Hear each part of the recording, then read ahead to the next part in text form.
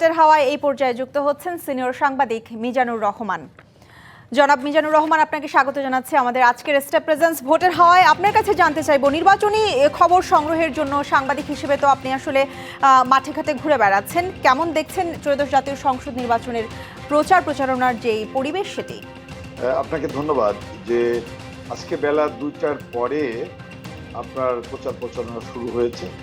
ইতিমধ্যে ঝিনাইদহের 4টি আসনেই যারা প্রতিদ্বন্দ্বিতা করছেন, আমি লক্ষ্য করেছি যে মাইক তারা বের করেছে এবং কোনো দল মিছিলও করছে এবং তারা তাদের মার্কার পক্ষে ভোটার টানার জন্য চেষ্টা করে যাচ্ছেন। আমি এখানে আপনাকে একটু জানাই যে ঝিনাইদহ 4টি আসন রয়েছে। এই 4টি আসনের মধ্যে আপনার সীমান্তবর্তী একটা আসন রয়েছে, সেটা ঝিনাইদহ 3 আসন, কোটচাঁদপুর ও মহেশপুর উপজেলা নিয়ে এই আসনটি। এবং ঝিনাইদহের আপনার যে প্রার্থী হচ্ছেন 4টি আসনে মোট 27 জন। এই যাচাই বাছাইকালে বাদ পড়েছেন 4 জন, 2 জন প্রত্যাহার করে নিয়েছেন। বর্তমানে প্রার্থী আছেন 21 জন। 21 জন প্রার্থীর ভিতরে এই 4টি আসনে লড়াই হবে। এর ভিতরে আপনাকে একটু বলি যে মোট ভোটার আছে আমার এই জেলায় 15,96,393 জন। এর মধ্যে নারী ভোটার আছে 7,95,984 জন।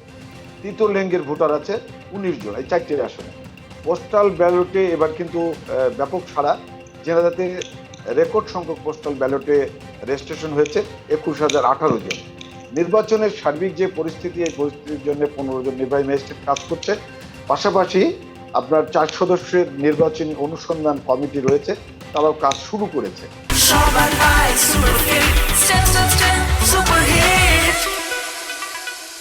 এবং নির্বাচন বর্তমানে যে অবস্থা বিরাজ করছে, বিশেষ করে আজকে থেকে নির্বাচনের পরিবেশ বোঝা যাচ্ছে যে নির্বাচন ভাব।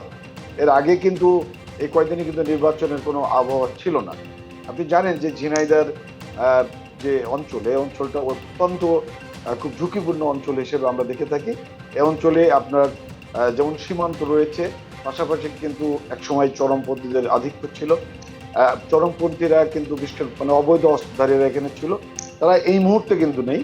কিন্তু আমরা আইন শৃঙ্খলার ক্ষেত্রে যে অস্ত্র উদ্ধার এবং যে মাদক কিন্তু এই নির্বাচন কেন্দ্রিক মাদক কিন্তু এখানে প্রবেশ করেছে খুব বেশি। নির্বাচনের সামনে যে উৎসবটা হবে, সেই উৎসবটা আজকে থেকে শুরু হয়েছে। আমি আশা করছি যে আগামী কয়েকদিনের মধ্যেই উৎসবটা আরো বাড়বে। জি, মিজানুর রহমান, আপনাকে অসংখ্য ধন্যবাদ আমাদের আজকের স্টেপ প্রেজেন্স ভোটের হাওয়ায় সময় দেওয়ার জন্য।